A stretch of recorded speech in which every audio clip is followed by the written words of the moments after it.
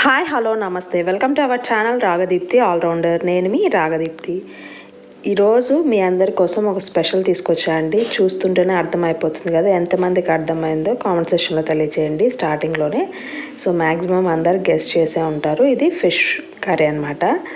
చేపల పులుసు చాలా టేస్టీగా ఉంటుంది. చేపల పులుసు ఒక్కసారి చేసామంటే మళ్ళీ మళ్ళీ చేసుకోవాలనిపించి అంత టేస్టీగా ఉంటుంది. ఒకసారి ట్రై చేయండి. ముందుగా నా ఛానల్ సబ్స్క్రైబ్ చేసుకున్న వాళ్ళు ఉంటే, ఫస్ట్ టైం చూస్తున్న వాళ్ళు ఉంటే ప్లీజ్ సబ్స్క్రైబ్ చేసుకొని నన్ను సపోర్ట్ చేయండి. ఇప్పుడు ఈ ఫిష్ పులుసు ఎలా తయారు చేసుకోవాలో చూద్దాము. ఈ ఎమ్మి చేపల పులుసు కోసం చేపలు తీసుకున్నామండి. దాన్ని ఉప్పు, రాళ్ళుప్పు, పసుపు వేసి బాగా రుద్దండి. ఒక గరుకు రాయికి రుద్ది ఇలా చిన్న చిన్న పీసెస్గా కట్ చేసుకొని బాగా వాష్ చేసి పెట్టుకోండి. వాష్ చేసుకుని ఇలా పెట్టేసుకోండి. తర్వాత ఇప్పుడు వీటి కోసం ఆనియన్స్ ఒక 4 తరిగి పెట్టుకున్నాము. తర్వాత దీనికోసం ఒక మసాలా ప్రిపేర్ చేసుకోవాలి. మసాలా కోసం స్టవ్ ఆన్ చేసి బాండ్లీ పెట్టి అందులో కొన్ని ధనియాలు, కొన్ని చెక్క, కొంచెం లవంగాలు, కొద్దిగా జీలకర్ర, కొద్దిగా గసగసాలు, మెంతులు ఇవి వేసి లో ఫ్లేమ్లోనే బాగా ఫ్రై చేసుకొని ఇప్పుడు దీన్ని పౌడర్ చేసుకోవాలి. ఇవన్నీ బాగా వేగనివ్వండి. ఇలా పౌడర్ చేసుకొని పెట్టుకుంటే చేపల పులుసు ఎప్పుడు చేసుకున్నా ఈ మసాలా వేసుకుంటే చాలా టేస్టీగా ఉంటుంది. ఇలా బాగా వేగిన తర్వాత స్టవ్ ఆఫ్ చేసి చల్లారిన తర్వాత వీటిని మిక్సీ జార్లో వేసుకొని ఇలా పౌడర్గా ప్రిపేర్ చేసి పెట్టుకోండి.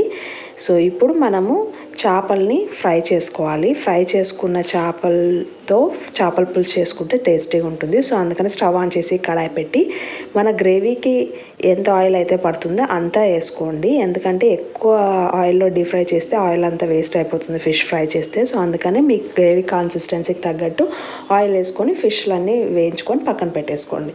ఇప్పుడు మళ్ళీ అదే కడాయిలో ఆయిల్ ఉంటుంది కదా, దాంట్లోనే మనం ఇందాక తరిగి పెట్టుకున్నాం కదా ఆనియన్స్, అవి ఒక 4 ఆనియన్స్ అవి ఇలా ప్యూరీలు చేసి వేసుకొని ఫ్రై చేసుకోండి. తర్వాత ఇందులో కరివేపాకు, కొద్దిగా అల్లం వెల్లుల్లి పేస్ట్ కూడా వేసి అది పచ్చివాసన పోయేంత వరకు ఇలా బాగా ఫ్రై చేయండి.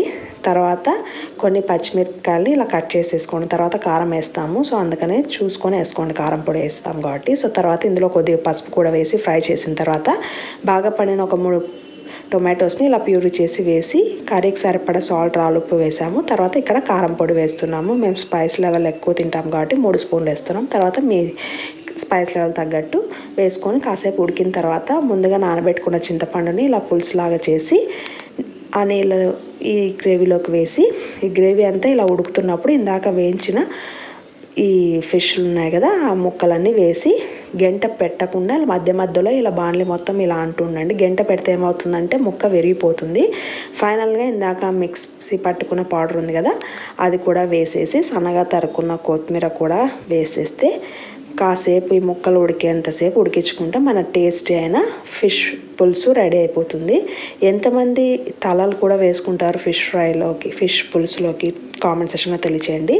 తలలు కూడా వేసుకుంటేనే మనకు చేపల పులుసు అనేది చాలా టేస్టీగా వస్తుంది. చూడండి, ఇలా ముక్క ఉడికిపోయిన తర్వాత స్టవ్ ఆఫ్ చేసి తింటే ఇంకా సూపర్గా ఉంటుందన్నమాట. వేడివేడి అన్నంలోకైనా దేంట్లోకైనా బాగుంటుంది. ఒకసారి ట్రై చేయండి. మీకు ఈ వీడియో నచ్చినట్టయితే please like, share and subscribe to my channel Ragadeepthi allrounder. Thank you for watching this video.